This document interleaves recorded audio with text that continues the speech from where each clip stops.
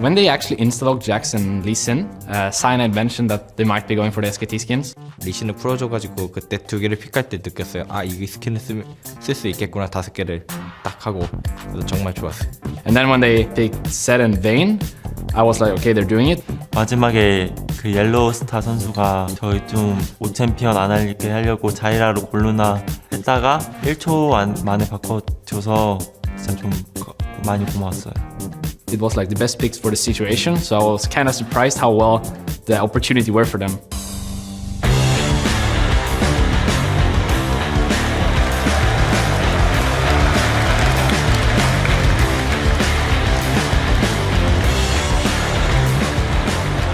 Welcome back to All Star Paris 2014, where I'm joined here by Froggen at our awesome All Star signing wall. You see all the fans can sign it, all the stars can sign it, writers. It's really, really cool. Froggen, I'm going to start by asking you about your game this a couple of hours ago, Fire versus Ice. Wow, you guys actually looked like you've been playing together for forever, and you were on Anivia, so that must have been very fun. Yeah, it was a really fun game. I enjoyed it a lot, and the players I'm playing with are some of the best in the world, so it's really easy to play with them. What especially was really good was Cool in the jungle on Lee Sin. Were you impressed by their skills as well? I saw his Lee Sin yesterday, so I didn't have to fangirl all over him in the game, so we could actually play together properly. Also, Mad Life roams were absolutely amazing, so they basically carried it. Yeah, and of course everyone wants to know about Anivia, man. It was so, so good. Are we going to see it more often, please? I don't think so. Maybe when some other champions are getting nerfed, you'll get back into more flavor of the month meta, but right now I don't think so. Okay, I also want you to shed your light on the Invitational Tournament. Right now Fnatic is playing SKT. They just lost game 1 while SKT looked incredibly strong. You also play against Fnatic often in the EULCS. What do you think it is that they can't really step up here? I think they need to take Twitch away unless they want to pick it, because it's an extremely strong pick, and I think they're rated number 180 carry in Korea right now. That's one thing, and then they need to try to step up their mechanics a bit more, because with this game they got outclassed, even though I think they actually outpick SKT with their comp. Do you think we should draw some conclusions? It, of course, still early in the season about kind of the way things are going in the world, which region is stronger, or is it too early? I think Korea is the strongest right now. Like, the SKT is not even winning OGN, and they're here winning against the best teams from the other regions, so they're pretty strong. Absolutely, looking very strong, but it isn't over yet. Fnatic still has a chance. Froggen, you of course were voted here by the fans, and you know they're really supporting you here as well. Is there anything you want to say to the awesome crowd? Yeah, the crowd has been absolutely amazing, and thank you for voting me to get to All Stars. It's been absolutely awesome. Yeah, it's been great having you here as well. And finally, I am going to ask you to sign our super cool wall. I have the marker for you right here. There you go.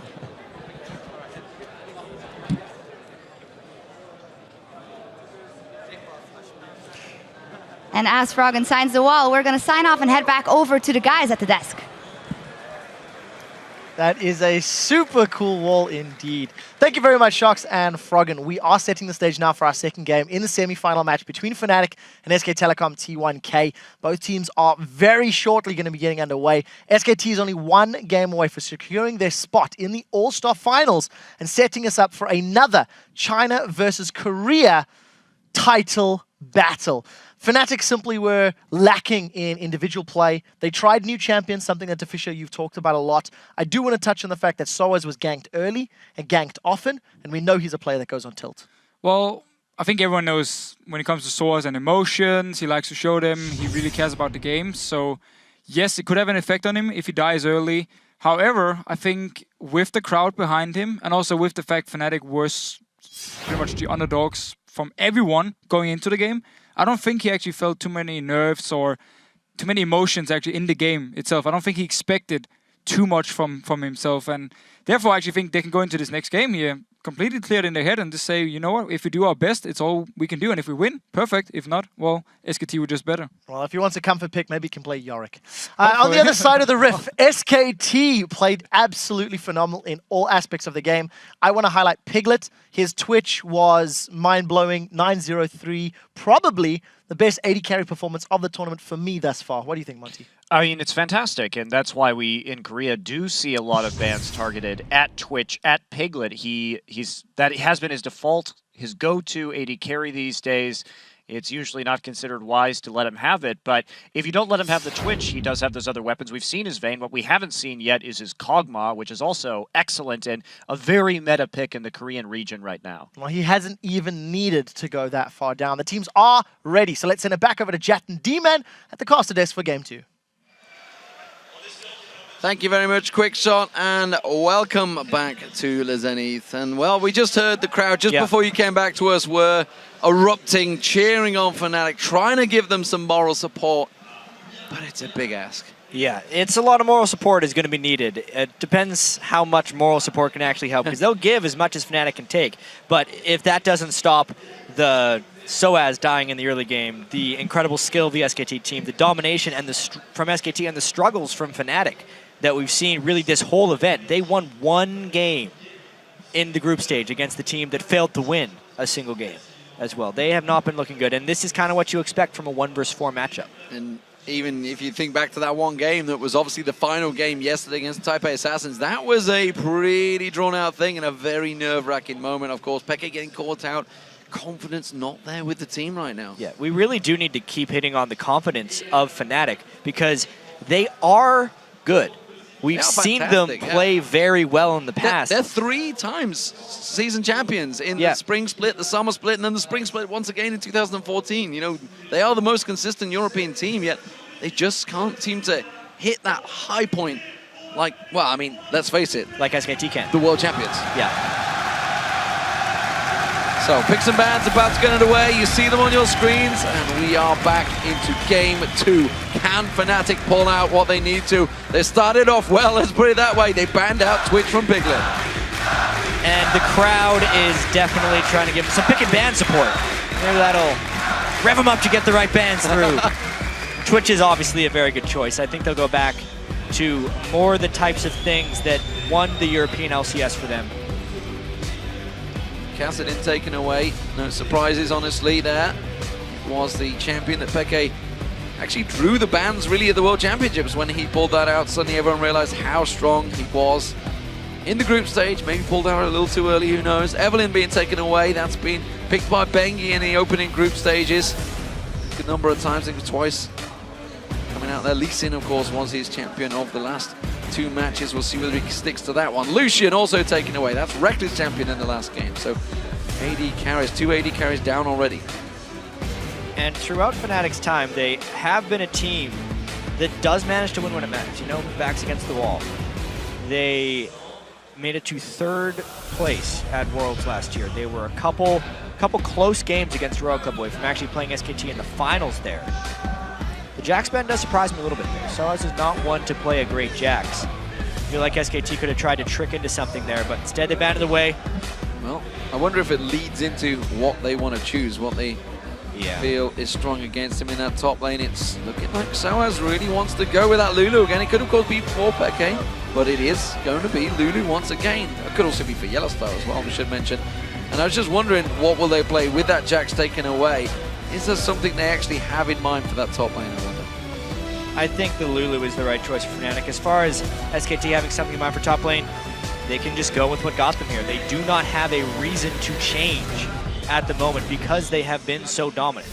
Crepo said, you don't think it's possible to win a best of 3 in 1 game. Maybe SKT just did that. They can just do as much as they did from last game and transfer it to this one and still win. Absolutely. So Shyvana once again for Impact. He has been immaculate this All-Stars so far. Kazak's being locked in. We talked about how we didn't think Pomelo was going to be able to get that through picks and bans. This time Bengi has. And, well, Cyanide played it in the last matchup to not much success. Honestly, he was chasing kills more than creating them. We'll see how Bengi does on that one. Well, Cyanide could still go with Elise if they wanted to try the disengage compositions with Poke, or if they're just resigning. Ooh. Okay. Yeah. So, factual knowledge for this one. Cyanide, this is one of his favorite champions, Nocturne. but he only got to play it once at Katowice and they lost on it, and then they never drew it out again, despite the fact he practiced all week running up to Katowice on that champion. So solidly played it in solo queue, and he's like, yeah, we never really used it much. So because it's great in solo queue where there's a lot of fighting. Exactly. And if Fnatic is expecting a game like they had last time, they're going to need to be able to fight a lot. They're not trying that poke, move around, split push composition against a team as coordinated as SKT. They need the fighting power. Obviously, Silent's going to have to get to level 6 at some point in order to pull that off. And a Vayne is actually very good against Nocturne. It's hard for Nocturne to dive on top of Vayne. This could be a nice pick for Piglet. He loves Vayne whenever he can think about getting it.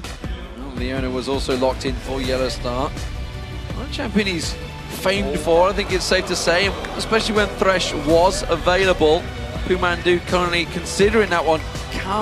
Cogmore, no! Switched it away last minute to Sivir, so Sivir is going to get picked up, which is another very strong champion in OGN. We used to see a lot more of Sivir before her round of nerfs to make her higher mana costs in lane and take her overall power down a little bit, but it still has the same utility niche within a team.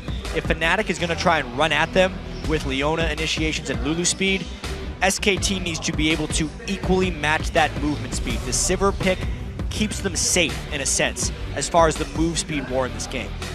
Will Reckless fall back to Vayne? I don't think so. The fact that it's Yellow Star that's currently hovering over it, you'd assume Reckless would pick it himself. You'd think so. Maybe he's holding it so that Reckless can't select it.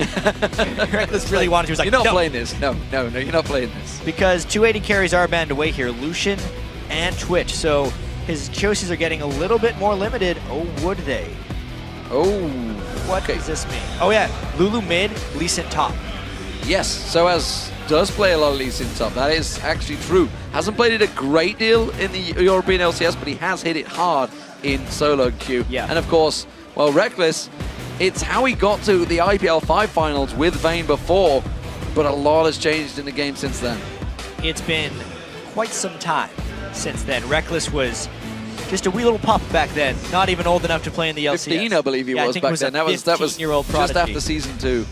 And he has been playing ever since to make it to this stage where everything old is new again. He's Vayne against a Sivir. So actually the range matchup, he's not very outclassed by Sivir. He can do some nice work in that lane if he gets to the laning phase. So we talked about in the last matchup how the early aggression, there was the lack of lane phase. There's a lot of aggression from Fnatic this time around. A lot of early game pressure potentially could come out, but also a mix, because obviously with the Vayne in there, you can have some good late game pressure. We also, final pick that came in was Nidalee for Faker, and we saw Faker on this one before in the group stages. Not the group stages actually, it was when we were watching the qualifying, and it's the fact that he was jumping in and basically using Cougar form instead of the spears. It's like he's gonna take the Sivir ult and just Cougar form into fights with Shyvana. Just be on the team that's going in with the rest of SKT. That's what will happen if they start getting ahead, I think, fairly heavily into this game. SKT's composition looks really nice, obviously. They have the move speed, the team fighting, the pressure. The only thing that they might lack out on would be if Faker can't provide wave clear in the mid lane because of Nidalee, and they're going to have to kind of work around that a little bit. Fnatic, of course, though, is a split pushing team, but with much more initiation potential than they had last game. Well, we'll see how it works out. Game 2 getting underway in just a moment, and as the players load into the game, head over to Twitter and let us know who you think is going to come out on top. Pretty sure I know which way that's going to go, guys. Send your real-time reactions to @LOL Esports and use the hashtag FNCWin or SKTWin.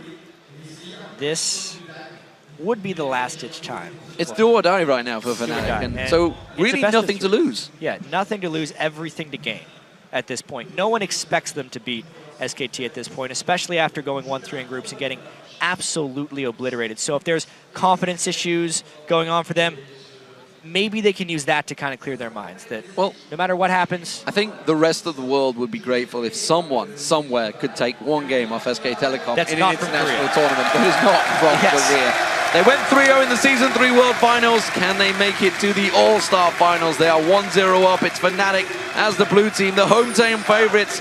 The crowd was silent before. They are back again supporting the European hopefuls, but SK Telecom T1 are a strong force to reckon with as the red team.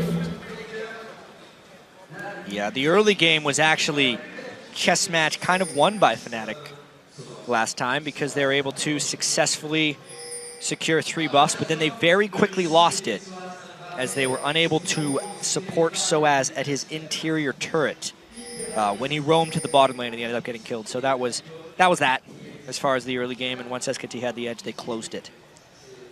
Well, SKT looking at creating something here. Remember, Fnatic started off very well, managed to steal away the buffs early on in the previous match, and maybe looking to do the same again with Cyanide hanging in there, but he's got to be careful he doesn't get caught too close. Impact being the wise one to show, say, hey, I'm on my own up here. Yeah. Come and poke me in this bush. No, SK Telecom all there. Will Mandu manage really to get close. in. Throws the death sentence out. Had to level up Spell Shield to block it off. That kind of hurts. Nocturne gets a lot of pop out of his Q at level 1.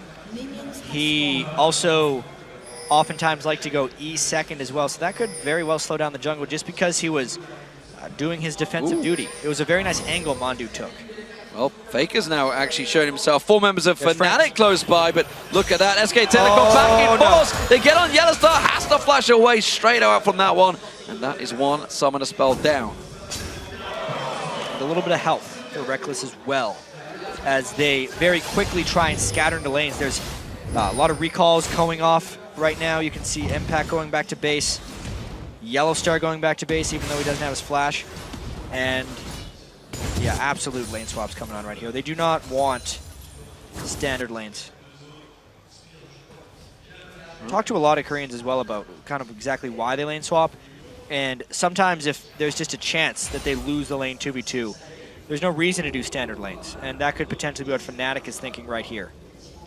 Cyanide find a friend. Trying to find a friend, but as you mentioned earlier on, he has got a level advantage over Impact. He does force Impact away with that blue buff as well on. Quite happy to burn those spells, but that does give the information to Bengi. Bengi knows he's going straight towards the red buff alongside Pumandu. Yeah, that was what happens with lane swaps. Your lane support helps out the jungler. He's going to want to smite that away without getting too low. Impact's got to be careful. Yellowstar was with him. There was a ward to give them the knowledge, though. And as you mentioned, SK Telecom alongside Pumandu will just steal themselves their own red buff away. So as not really looking to get involved in that one. And you can see the Twitter vote there. No surprise, but it is a pretty close one right now. 53% of you. So 47% of you still believing in the European dream. We'll see if it's possible. Peke dodging now, but he's in all sorts of trouble now. Has to flash away. The Ignite went down, but where's he going to go? You can see Impact coming around. He's got no flash available. He has got a shield, but it may well not be enough. It is only a level 1 Impact. You can see Pumandu, if he can get in range to land that death sentence. The spear's there, and Faker gets first blood. And it could not go to a better person on SKT. We said the one fear that SKT might have in this one is if Faker can't control mid lane enough. The fact that he just got his kill onto Lulu will help that substantially. Cyanide in trouble. He's going to get caught out. One more hit. No, exhaust is used, but it doesn't matter. Bengi gets the kill nevertheless with Taste of Fear. It couldn't have started worse so far for Fnatic. Maybe they can try and lay a trap and get something back. Oh no, Pumandu. Oh, he's going to go in the bush. They may try and turn this one around. Soaz does come in, but the death sentence on Reckless is not going to be enough. Pumandu will go down, and Yellowstar gets the first kill. That had to need to go to Reckless. But at least they got a kill, is the big thing at the early game here. They're down 6. Well, they only got 4 in the last game, if you're going to look at it that way. 20% of the kills in the series. All right, then. But quite honestly, that gives a little bit more time for Reckless and Yellowstar to farm up in the top lane. Because Yellowstar went for the gold generation item early, it'll either make him a faster jump to a Sightstone, or he can actually upgrade that to a Targon's much sooner, so he gets faster gold generation. It basically doubles in effectiveness right away. So it's not a terrible thing for the support to take the kill. Well, the red camp was not cleared out by Bengi last time he was down there. Cyanide will clear that out and reset that timer, so that's going to be up just shy of 10 minutes. So we'll see how that plays into effect when the rest of Telecom are in that jungle next time around. So Impact, he's not really been in that top lane at all so far, still hit level 2, and of course got that 2 support kills already, so actually not doing that bad despite the fact he's pretty much been in the jungle the whole time. Yeah, as far as being involved on an early game Shivani, you don't really think he's going to be able to do that, just to be involved in those kills. And I'm really impressed, D-Man, by SKT's early game strategy, just because that was honestly their weakness a while ago. And they've kind of turned it into a strength here at the All Star Invitational. I think back to last year's Worlds where they were getting turret dove early and 3v1s and didn't know how to deal with things. they seem to know how to deal with everything substantially better than their opponents. The flash burn there, so as you got to question why he even went in for that one. The moment Bengi showed himself, though, he was getting the hell out of dodge. That could well be the first turret of the game. Meanwhile, Fnatic trying to do the similar in this top lane. So both these top and bottom turrets going down to the 3-man stack of the teams. Yeah, delayed fast push actually from SKT. They just finally sent the extra person down to that lane. They overpowered 3v1, and both teams ended up trading turrets. 80 carry farm is still pretty close. All the farm is actually very comparable. It's just that quick early kill that they were able to get. Okay, putting some good damage on that middle turret, honestly, in the time that Faker was away. That's taking it down to half hit points. That's a very important turret this early on. Yeah, and you can see vision control-wise, though, SKT already going for an extra sweeping lens. Bengi has swapped it out. He has been the vision control master throughout his career and stepped up in this event in particular to have more of a kill presence in the game, not struggling nearly as much as he was over in Korea. So just a vision emphasis for SKT. Pink ward and regular ward being pounced around and placed by Faker. Oh, we've seen a number of Threshes coming out with this. Boots of mobility. Pumandu no different. Zipping around the map, making sure ward coverage is in the right place at the right time. And as you mentioned, their coverage has been immaculate. And it's actually possibly been something we could definitely level towards Fnatic. Yeah. Maybe being a problem. But look at this. They're setting up for a very early Dragon, 7 minutes in. Yeah, and it's because they've been able to create a lot of vision priorities. And this is not necessarily about buying wards. It's about killing the enemy wards and knowing where to place your wards to get yourself safe takes, like this Dragon. Is SOAS lingering? He hasn't got any smite, so I'm not too sure. He's just simply trying to desperately do something there with the Sonic Wave. Had no lane to go to, so had to just stick around. Faker, meanwhile, in this mid lane, keeping up very well in farm with Becky. Becky just gone back to get himself the Chalice of Harmony. And that's going to be a problem for SOAS as well. There was this problem in game 1, it's a problem right now. He doesn't have a lane. It's what SKT has done against every top laner at the All-Star, is they've made them lost. They've taken away their place in the game while still keeping a place for Impact in most situations. And it's allowed them to destroy people. In this game, Impact is behind, so to speak, but it's more important, I feel like, that SOAS is behind early since he is on that Lee Sin. Very low here, trying to hold the blue buff for Becky to get around here. He's like, buddy, mind helping me out here? There is the shield going down. So, Reckless just went back, got himself the Bilgewater Cutlass, and has got a good farm push at the start. He got himself the assist as well in there, 10 CS advantage briefly over Piglet. We'll see how long that stays, though, because he's returning back towards the top lane, so both AD carries not going against each other this early yet. At least Reckless is getting a pretty decent amount of farm here. The gold lead is still 800, so the game isn't out of control, despite maybe how fast last game was. As far as movements, there's more kills in this one, a little bit less action, and more standard laning, which is good right now for the way Fnatic wants to farm up. They need to get Nocturne into a place where he's healthy at level 6 and can get some good ganks off. He's also went with a Wriggles Lantern, so we will have to keep track of his overall Feral Flare stacks. He's currently at 11. Whether he transitions that before or after the 20-minute mark will actually have a pretty big impact on this overall game. We'll see whether he actually gets the time to stack that up to 30. Of course, we are on 4.6 here. Pumandu warding, sweeping, keeping the coverage, the vision. Bengi is joining him as he starts to push in towards his bottom lane, trying to find SOAS, hoping that he was at those golems instead. Cyanide does use that smite to take down the large Wraith, and well, 5 members for a moment. Actually, in the bottom half of the jungle, Cyanide is going to spell shield that off. Quick pounce in there, forces the flash out. SOAS has to safeguard in to block those void spikes. And SK Telecom, 5 members for a brief period in the lower half of Fnatic jungle. And there's actually not many objectives for them to take down there right now, considering the jungle was completely cleared out and they actually had a timer on the red buff. So I tell a lie, that was a nice invade. They cleared out the jungle so they can get the timer and steal that away, delaying Cyanide's Feral Flare as well as taking this threat away. And buying time for Piglet not only to get free farm, but to start putting some serious damage onto this turret. Now 3 members will move on down here, and that is going to be a free turret for SK Telecom. Meanwhile, in the top lane, Impact's doing what he can to keep Fnatic away from it, but I don't feel they're going to take it with this wave. Yeah, a little bit behind, though, is Fnatic right now. They're a little bit later to this top lane. Lee Sin arrives, Impact hits level 6. He could maybe even think about ulting if he needs to escape here. He ults in for the damage and for the wave clear. Perfect timing. Nicely done. Impact clears that wave straight out, forces Fnatic back for now. But Bengi is already in that top lane. Piglet is coming around there. Peke goes aggressive on Faker, but he's not too worried about that one. Just pounces back behind his turret and heals himself up. So as he's looking to just create something, he has finally hit 6, so that kick could be used, and that's maybe what he's going to try and level up here on towards Faker. He's going to step towards him. The wall. He comes across, there's the ward kick straight into a wild growth, but that's not combining. The Glitterlance flash follows, the Ignite comes through, but they can easily cover that one up. Now Reckless is in trouble in the top lane. This is just going to barrel out of control, and again, it is Fnatic that will pay the price. This time it's a double kill for Bengi. They did get the mid turret, Paranoia comes out, Faker in trouble, Cyanide on the tower will go down. He got Faker down for the price, actually it was Peke that picked up the kill. But yeah, Faker got one back. When you look at the overall map, it's 3 kills to just 1 kill. And you also need to think the Piglet's going to be pushing the top lane. But let's take another look at this fight up top. This was proper pink ward placement by SKT. As soon as Reckless tried to juke around with that ultimate, Pumandu put that pink ward right there. There's no way he could make any sneaky moves. Even if they didn't put the pink ward down, they probably would have had him dead to rights. And the Boomerang Blade doing the full damage as he tries to roll out of it, tumble away. Wasn't to be. Big advantage building. It is still only 2-2 in turrets. The middle turret still standing for Fnatic.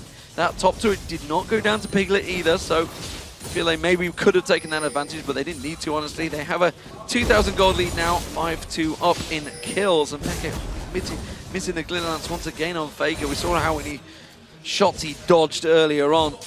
That red camp again, it was not cleared out on that invade. We talked about how they managed to get in there twice now. Soaz, though, he's having problems. At least Fnatic's going to have a timer on their own red buff at this time, and they're still only down 1,500 gold, which isn't an insurmountable lead, but it's not like they have a hyper-scaling late-game team. They're going to need to find some vision control so they can force good things, because once again, just like in Game 1, they're reacting to everything that SKT does to them, as opposed to making their own moves. 5 members of SK Telecom in that top jungle now. Soaz spotted the danger early because Pumandu showed himself from that tri-bush, and that will be the top turret going down. 3-2 in turrets, and again, objective control for SK Telecom is strong as they invade and take away every little resource from that jungle. Fnatic trying to do the same though. They are on the blue buff and pushing them towards the bottom turret as well. Well, this is at least a good move for them. They knew their blue jungle was compromised, so they decided to take the blue jungle of SKT, and there is also a mid lane push going on. So Fnatic actually taking a pretty nice move here as long as they can get it unscathed. This has crushed them in the past. Well, in the mid lane, Piglet is rotated down there, straight in, pushing in towards the middle turret. We'll see whether Reckless, he does manage to close this turret down. That's 3 for 2 now, 3 for 3, sorry. I'm gonna look across, it is 3 for 3. Peke is not going to get caught out by a spear from Faker, and that middle turret will stand its ground, but Dragon is now up. And teleport down on Soaz, up on Impact. There would be potentially at least Sin Kick soon to stop that, but the Dragon is going down so fast. I mean, this could be a time for Cyanide to try steal. No, he doesn't even have his ultimate up. No, doesn't have Paranoia. Will be quickly smited out by Bengi. Spear catches it is on up now, Bengi though. as well. There's Paranoia. They go in. Wild Growth was used as he dashed in there. He will get the Paranoia off, but Faker is in Cougar form and will be able to pounce away from this one. Peggy can't quite get close enough to land that pick, but they're trapped. They are trapped, as you say. Beautifully done by Pumandu. Throws that box down. Where you're going to go, Fnatic? You've got nowhere to run, nowhere to hide. Reckless does get himself one, but at what price? That's the question. Piglet's going to get focused on. He gets one down. Cyanide manages to turn it back around. Reckless manages to tumble to danger, but Faker's in chase. Cyanide's in trouble. Faker's going to close in towards him. Fake himself gets the kill. Oh no, it's a double spear from Faker. And that is not what Fnatic needed. A tricky play turns a little bit sour right there for Fnatic. They lose 3 once the teleport is burned. And this top lane was all about Soaz trying to stop Impact as he goes hard for Soaz as the ultimate hit, and then he kicks him away, and with the kick down, Impact would be free to teleport into that bottom lane. Unless Impact actually continues to chase. I'm not sure what happened here. Oh, get the kill? Oh, no. Where's he going to go now? All right, and then he teleported in for the end of the fight. Just about in the end there. So, Soaz throws out a few jukes, but unfortunately for him, the rest of his team were caught out and locked up, and that was really a beautiful ultimate from Pumandu just to completely lock them in position. It really was in that last fight. They trapped them in the jungle. And Soaz, again, nice kick. Nice kick, safeguards away, gets out of danger, but look at this, Pumandu's coming in, and Lantern thrown out the back, pulls in Bengi once again, and this time Soaz has no tricks in his bag to get out of the danger. He will go down to Bengi. And that is a lack of vision control, but more importantly, map presence that happens right there, because 3 people were freely able to go and mess with Lee Sin with absolutely no answer possible by the Fnatic team. You got to feel that this is once again playing into the hands of SKT Telecom. Oh, Zenith Blade not landing. Yellowstar going blindly into that bush, realizing Pumandu and Piglet both there. They wanted to lock down that AD carry. He caused so many problems last game on Twitch that may well be a little too prevalent in their minds. Faker, meanwhile, with that blue buff, is starting to toss out the spears, and we know what happens when a Nidalee gets ahead in a game. Flank right here. This is Fnatic's chance to try and get something. They have a 4v5 with no teleport. SKT retreats immediately, and they're going hard, but they miss it. Oh, everything thrown out, everything missed out there. They didn't go solar flare. Actually, I tell a lie, they did go solar flare. We didn't quite see it on the screen, but it was already used up, and now Soaz is in trouble. He has to step away. Impact, so confident in his team, doesn't even bother moving. And he's just forcing Fnatic to go elsewhere because SKT disengaged so well. Didn't even have to burn Sivralt. Now they push down mid lane. Peke gets hooked! Oh, Peke hooked in. Wild Growth comes out. You see the paranoia pops in towards there. Cyanide goes down to Faker. Yellowstar in trouble now. Piglet can pursue on towards him. The boomerang blades will not quite be enough, but the tower went down. Oh, quick sidestep of the turret. There's the tower going down. No spears. They're starting to cause problems. This game is going the wrong direction for Fnatic, but absolutely perfectly for SKT. 5 kills onto Faker, 4 kills onto their jungler Bengi, who is having a fantastic All-Star event, and they are in complete control of the map and the series. Bengi really has answered some of the critics, I feel, and maybe gained some serious confidence that may have been lacking after going out of the OGN Champions and NLB over in Korea. We'll see, of course, how they perform when they move into the summer split of that tournament, but right now they have the All-Stars ahead of them and a potential place in the finals against OMG. Let's see if they can do anything to impact here. They do force the ultimate. D-Man, I think it's actually really important to note how long Fnatic has actually been around as a team, because we've seen so many big players, especially in North America and Europe, kind of come and go. And 4 of the 5 players on this lineup have actually been in the League of Legends scene since the Season 1 World Championship, which is not something you can say about many teams. No, I mean, you've obviously got Soaz and Yellowstar in there with Against All Authority, and of course, Cyanide and Peke. Peke actually only turning up on day 2 as well, if memory serves me, back in Season 1 to turn up and get Fnatic through to that finals position. But it was certainly a long time ago, and they're very experienced, but this top lane, Reckless, the new boy of the team, is caught out of position, and he will go down to quick success. And speaking of the new boy, you know, a lot of teams trying to bring new blood through, and Reckless is one of them. Yeah, he was really the prodigy that just came in recently at the very start of the season to try and kind of rejuvenate Fnatic, because these teams that have been around for so long, yes, the events keep getting bigger and bigger, and yes, the pressure in stages, everything is improving, including the competition. And it's so hard to be those guys that were in at the very start, kind of the old dogs on the scene. Fnatic are the oldest dogs when you actually think about it. You look at a team like TSM with recently all their roster changes, their entire Season 1 lineup is gone at the moment. Everyone is changed out, whereas you look at Fnatic, yes, it was just Cyanide and Peke on that Fnatic team, but the others were around on major teams way back then. Oh, Peke out of position. Wild Growth is not going to be enough. The solar flare goes down, but it is all too late. Peke had eaten one of those spears from Faker, and that was an easy turret. It may well turn into an easy inhibitor as they just keep pushing through. Yeah, teams like SKT, they have not been around as long, but they've been around a while, and they know how to deal with situations like this and close games. They know how to close games. That's going to be an inhibitor turret going down any minute now. This will fall. Piglet plus the damage down. The inhibitor will follow, and honestly, they may keep going. Teleport going out from Impact. He's off. He's going to defend that top turret because Soaz was trying desperately to get on towards that inhibitor turret of his own. It will get backed off. He's going to have to kick Impact away, but look at Faker. He's making tracks across the map, closing the gap. And it's all about if he walks over Ward, then they'll know where he is. There's the Ward. They know exactly where he's going to be. Faker can head him off. Yeah, he's going to run straight across. Oh, the spear is almost enough to do the job right there. Where's he going to go? Burnout from Impact. Who will get the kill? It's going to be Impact. Oh, no, Faker. I think he had an auto attack swinging through. Just followed him straight through. The Dragon as well picked up every single objective and kill, all going SK Telecom's way. I mentioned they only got 4 kills before. They've only got 4 kills this time around. Can they try and capitalize, get any more? Peke's going to go down. A pouncing Bengi once again comes in. Cyanide tries to get themselves a 5th kill on that board. Piglet may well be that man. Yellow Star taking down the side there. Piglet's still alive, just about. Finally goes down. Reckless gets himself the condemn on Faker, but it is another kill for SK Telecom and another trade in their favor. They get their 5th kill, but it cost them 3 lives and even more pressure on the map here. 7 kills for Faker with a death cap.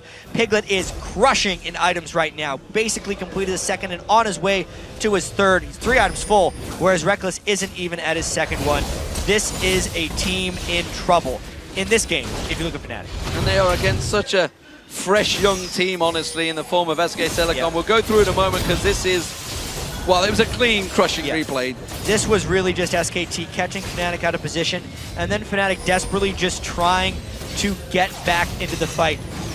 If I'm Fnatic in this situation, you're down 8,000 gold, I do exactly as they do. You see people are low, you just go for the kills that you can get, hoping that turns the game around. Obviously, they go for the damage threats first. Piglet was so low, but it took them forever to kill him, and by that time, Faker melee Nidalee, as we've seen him do so many times when he gets ahead, just finishing them off because they just couldn't finish off the AD carry in time. Bengi has so much damage, more and Malmortius, he's got the Brutalizer in there as well as the Elder Lizard. He's just pouncing through his targets. 8-1-4, Impact pounces forward. Soaz caught out, safeguards away. Bengi's going to have that leap back available in just a couple of seconds. Doesn't fancy chasing, doesn't matter because Piglet just spins out his boomerang blade and catches him with the edge. Not the same performance that Piglet had on Twitch in Game 1, but that's because he's on Sivir. It's a much more supportive AD carry. The move speed and the assists are the critical thing to be paying attention to on Piglet right here. They're about to clean out their 2nd inhibitor of this young 23-minute game. Yeah, it's going to go down any second now, and SK Telecom, they're in the position with the super minions in that mid lane to close the game out right here, and may actually be one of the fastest games we've seen so far in All Stars. Exactly, and it'll make for a very interesting finals with how strong SKT is coming into this.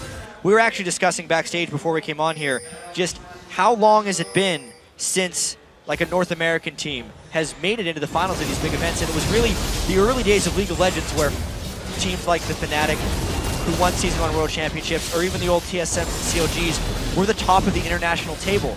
But then the new players from the new emerging regions came in when Korea got the game. They basically dominated since they entered competition. China has done very well as well, winning IPL 5, which was a pretty much that was the beginning, really. The beginning of the end, I think it was safe to say, for the Western world, perhaps so far. But quite honestly, it's the newer breed of players that came in from Korea and China back then with the old guard of North America and Europe.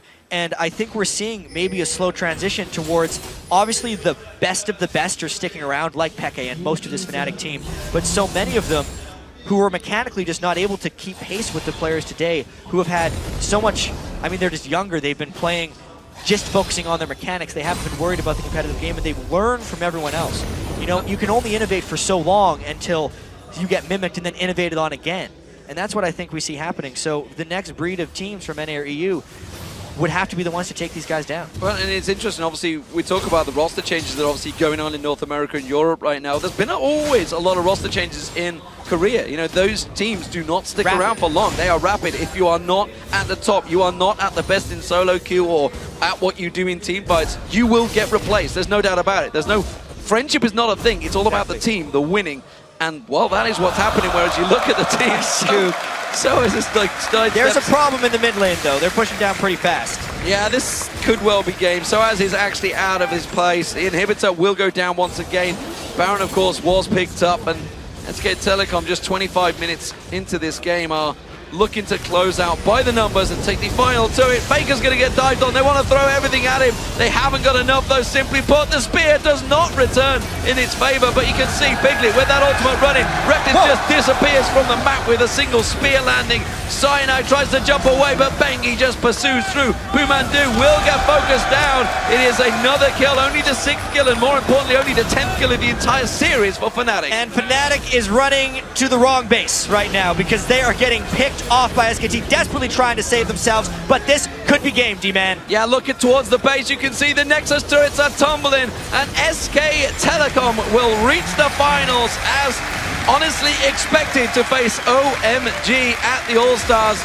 It is going to be an all-Asian event, and it is the 2 seeds that expected to be there, but what a fantastic performance by SK Telecom, no doubt about it. 26 minutes gone in this game, and they have dominated Fnatic. And it was really a statement by SKT in general here. Bengi in particular was struggling so much coming into this event, and to go 10-1-6 in the semifinals after a great performance in Game 1 as well is truly a statement for the finals to come. Of the fans sending their support to Fnatic.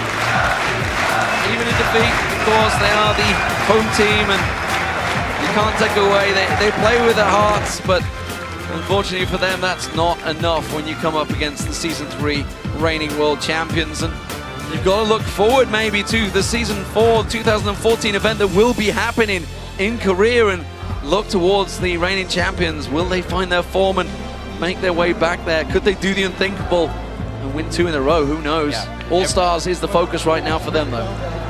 And they are looking strong heading into the finals tomorrow after that performance. Obviously, OMG looked really strong too. Absolutely. You know, thinking of a quick preview of that finals game tomorrow, OMG, even though they looked to struggle at the end of group stage, they had it clinched after day 1. Yeah. And they said themselves that they were hiding a lot of stuff and still had tricks up their sleeve that they were waiting against Cloud9 and ultimately against SKT, because if anyone's coming into this looking to win, they need to be able to beat SKT.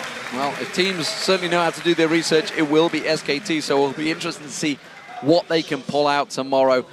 Where do Fnatic go from here? That's the question. They've won the European splits 3 times running now. Clearly, they are the #1 team in Europe. No doubt about that. And, you know, there's a lot of teams out there that may try and debate it, but the fact is they have won that playoffs. Yes. They have won that tournament every single time. Where do they go from here? What do? They came up against Royal Club, of course, in the semifinals at Worlds and found themselves wanting 3-1 overall. Put up a good performance, but this time around, not really close against SKT.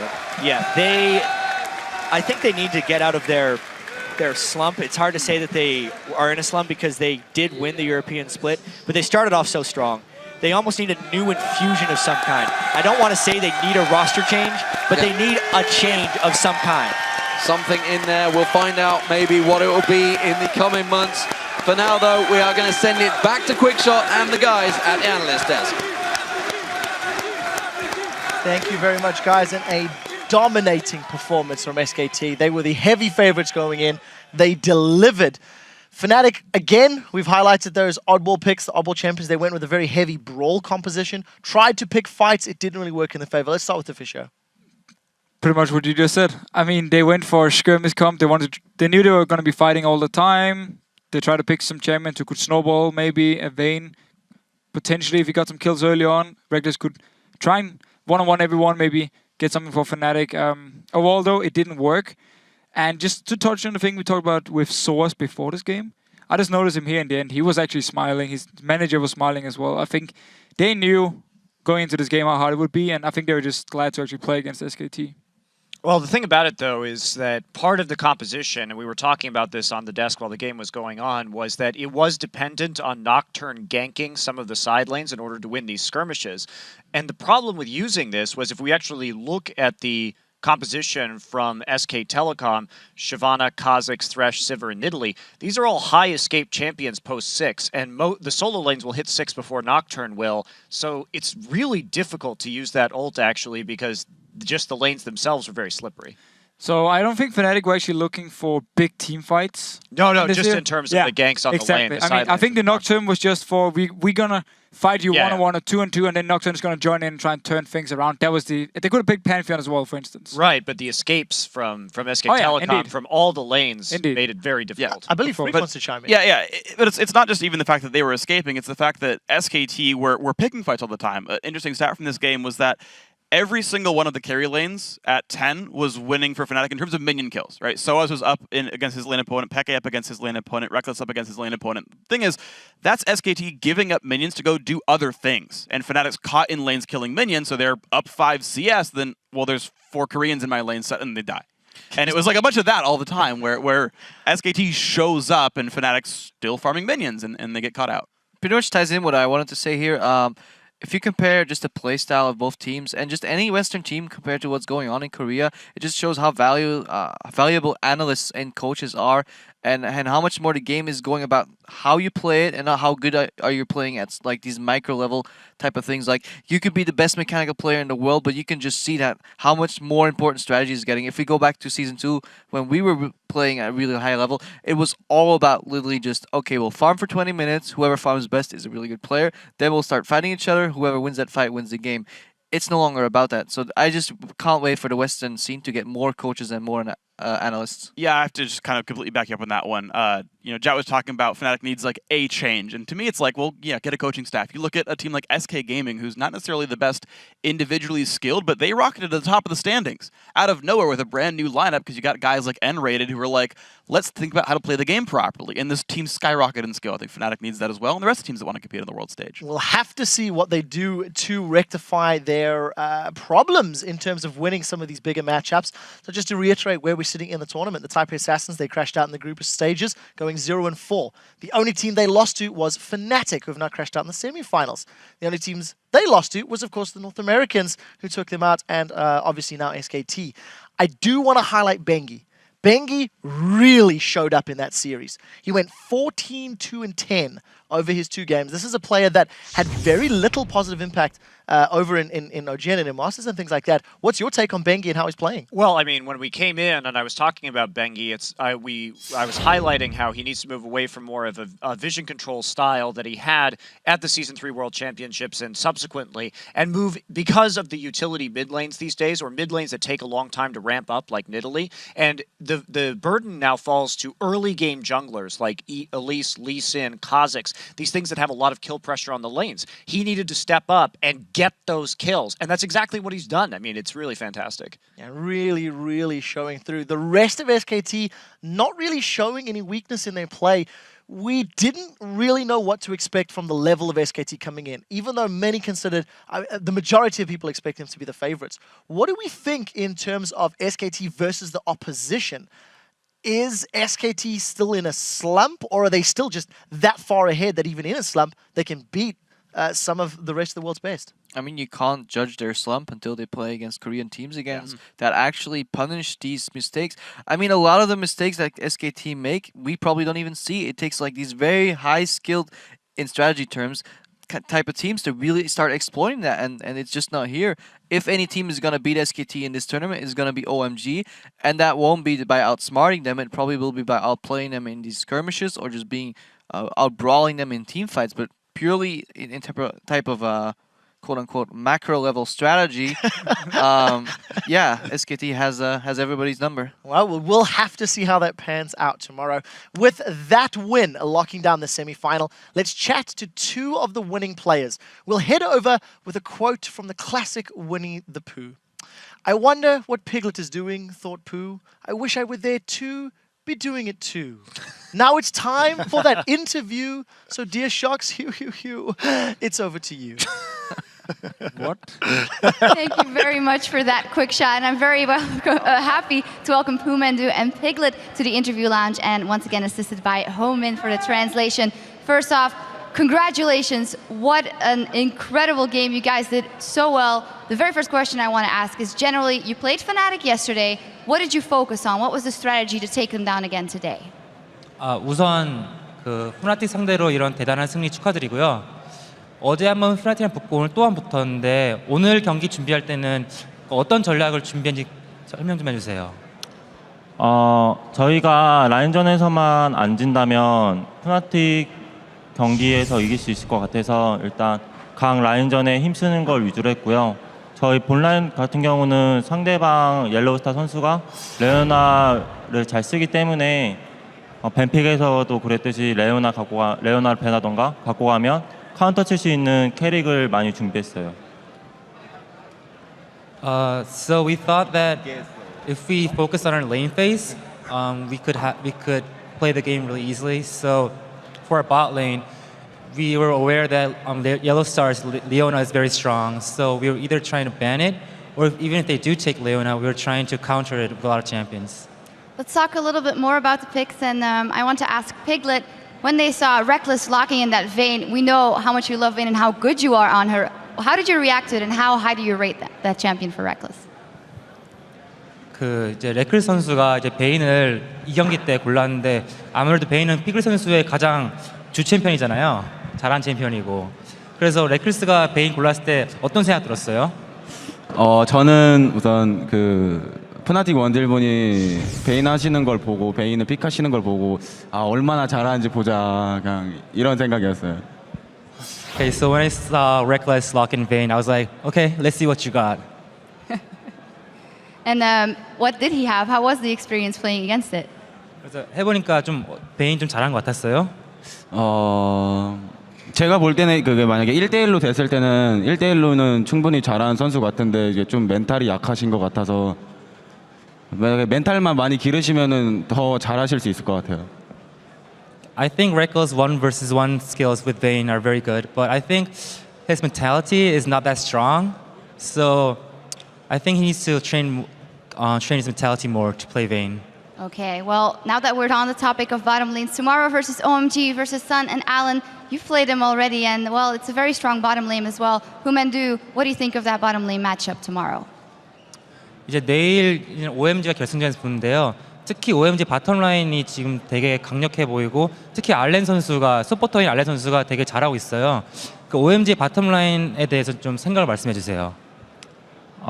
일단 5개 팀이 토너먼트에서 만나서 했었는데 저희 바텀이 좀 제가 실수가 많이 해서 졌었어요. 그래서 좀 결승전에서도 준비 많이 해야 될 것 같고 상대 본라인 선수들이 그렇게 막 저희랑 비슷하거나 좀 비슷한 것 같아서 내일 많이 준비해야 될 것 같아요. Throughout the tournament, during group stage, I think I made a lot of small mistakes, and that really influenced our bottom lane. So I think for tomorrow, I think OMG's bottom lane is really good, and I think we're in the same level. So I think I'm gonna have to really focus to not make any mistakes during the game. Well, I'd like to ask the same question to Piglet actually, as he'll be going up against Sun. How is he going into that matchup? 이제 똑같은 질문으로 내일 이제 산이랑 한번 이제 붙으실 텐데 그에 대해 한번 말씀해 주세요. 저는 최근에 산 선수랑 친해져서 산 선수 정말 굉장히 잘하시는 것 같아요. Recently, I became really good friends with San, so I just want to say he's a really good player. Okay, keeping it very nice to Sun from Piglet. Final question for you guys. Final tomorrow versus OMG. What will it take for you guys to take them down in that best of 5? 이제 마지막 질문으로 이제 내일 OMG랑 마지막 결승전 보는데요. OMG와 이기기 위해서는 이제 어떻게 준비해야 될 것 같아요? 우선은 요즘에 최근에 라인전을 지면은 게임이 굉장히 힘들어져서 우선 오늘같이 라인전을 최대한 연습을 많이 할 것 같고요. 그리고 픽도 굉장히 중요할 것 같아요. 누가 좋은 픽을 더 많이 가져가냐 그게 관건일 것 같아요. So to win tomorrow's OMG match, I think it's going to be really important to not lose during lane phase. And to do that, I think the pick and ban phase is going to be the most important. So yeah, we're going to really focus on pick and ban and lane phase. Well, it's going to be a fantastic matchup tomorrow. Congratulations once again for making it to the final. What a game it's going to be. But for now, we're going to toss it back over to the analyst desk. Thank you very much, Sharks. It's great hearing from the players. But there is one thing that I do want to take a look at. Fnatic, Europe's home field team, as they actually stepped off the stage after the game. Let's Take a look at this. That is Fnatic, of course. Well, the crowd is definitely getting behind them. Oh, yes. Definitely got the support of the home field. Massive respect to the crowd. I mean, it's been like this through the entire tournament. They've been cheering for everyone, especially for Fnatic, also for Cloud9. So just massive respect to the crowd. Yeah, the one thing I really like about the French crowd is that we're getting behind the foreign teams as well. We actually heard them chanting SKT earlier, singing happy birthday to Faker, For everybody that had a birthday except Faker.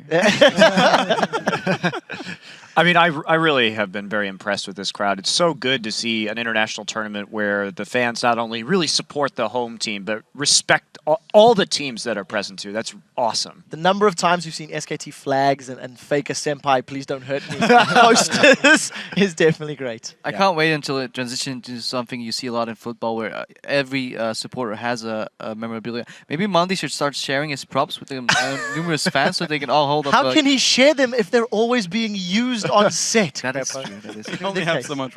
Yeah, and I especially love when they get behind certain players as well, right? When they were chanting for Peke, like when he got first couple kills and like on the jungle invades and whatnot. Like any of those high points where they're like going above and beyond for like a specific guy, like the happy birthday, right? Like all of that is just, it's unique and it's awesome. I mean, getting your name chanted feels pretty awesome. Yeah. I had that happen in the NALCS with like 30 people, and I was like, Guys, we didn't move this one along. So with 3 amazing days of games in our match history, it is time to take a look at the bracket as we now know who is duking it out in tomorrow's finals. After winning their semi-final series today, both OMG and SK Telecom T1K will face off tomorrow in our All-Star Invitational Final, which is a best of 5. And sadly, all things must eventually come to an end, and tomorrow will mark our final day of matches for All-Star Paris 2014. We'll kick the day off with the much-awaited 1v1s and 2v2s, so tune in to see the top of the tops, the king of the jungle, the mightiest mid, and the best duo lane. That will be followed by the Invitational Final Best of 5 series, as OMG will face off against SK Telecom T1K for a chance to be crowned the All-Star Paris 2014 champions. Those matches will begin on Sunday at 1 p.m. Central European Summer Time, which is 4 a.m. Pacific. I would like to say thank you to our special guests, both Monte Cristo and Crepo, for joining us. Crepo. And for Shocks, Deficio, Freak, D-Man, Joe, Jat, Kobe, myself, and the entire All-Star Broadcast crew. Thank you so much for watching. We'll see you guys tomorrow.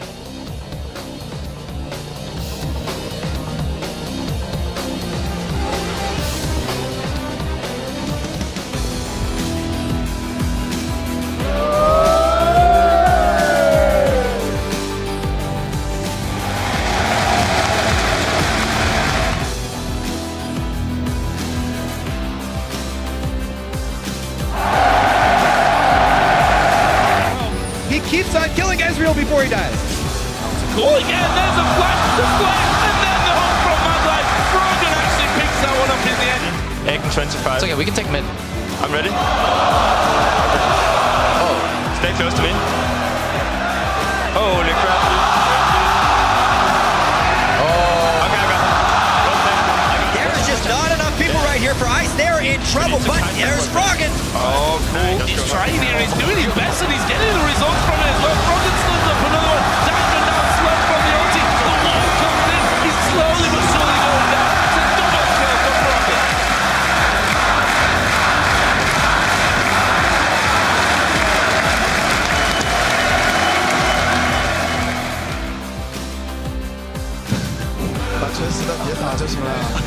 Honoring the crowd.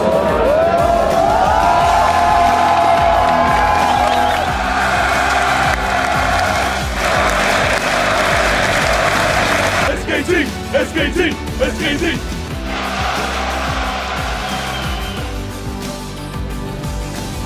천천히 하면 돼. 천천히 하면 이겨. K 노플. 네, 잡았어. K 얘 노플. 나이스. 나이스.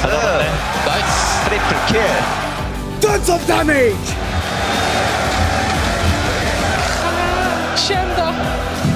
It is only a level 1 impact. You can see Pumandu, if he can get in range to land that death sentence, the spear's there, and Faker gets first blood.